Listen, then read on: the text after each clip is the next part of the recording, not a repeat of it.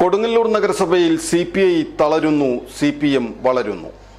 എല്ലാവിധ ലാബ് ടെസ്റ്റുകൾക്കും MHL smart labs, Dubai road, Eriyad, Bahadur mall, Kara and Manus properties, Asmabi college.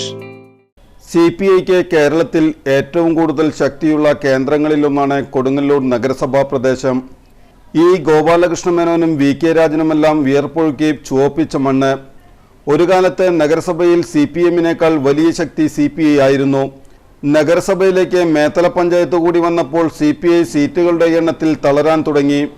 അതേസമയം CPM Pullut മേഖലയിലടക്കം പടർന്നു കയറി വളരുകയും ചെയ്തു. ഇത്തവണ CPI മത്സരിച്ച 22 വാർഡുകളിൽ 8 വാർഡുകളിൽ മാത്രമാണ് ജയിക്കാനായത്. കഴിഞ്ഞ തവണത്തേക്കാൾ 2 സീറ്റ് കുറഞ്ഞു. CPIയുടെ മോസ്കോയായിരുന്ന കണക്കൻകടവ് വാർഡ് BJP പിടിച്ചെടുത്തതോടെ നേതൃത്വം വരെ ഞെട്ടി.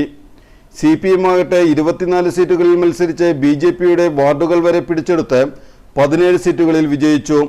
ഒരു കാലത്ത് 2.5 വർഷത്തിൽ കൂടുതൽ കാലഘട്ടം നഗരസഭാ ചെയർമാൻ സ്ഥാനം വഹിച്ചിരുന്ന പാർട്ടിയാണ് CPI. ഇത്തവണ 1.25 വർഷം മാത്രമേ നഗരസഭാ ചെയർമാൻ സ്ഥാനം ലഭിക്കുകയുള്ളൂവെന്നാണ് സൂചന. കൂടാതെ സ്റ്റാൻഡിംഗ് കമ്മിറ്റി ചെയർമാൻ സ്ഥാനവും കുറഞ്ഞേക്കാം. CPI ഓരോ നഗരസഭാ തെരഞ്ഞെടുപ്പ് കഴിയുമ്പോഴും പടവലങ്ങ പോലെ താഴേക്കാണ് വളർച്ച.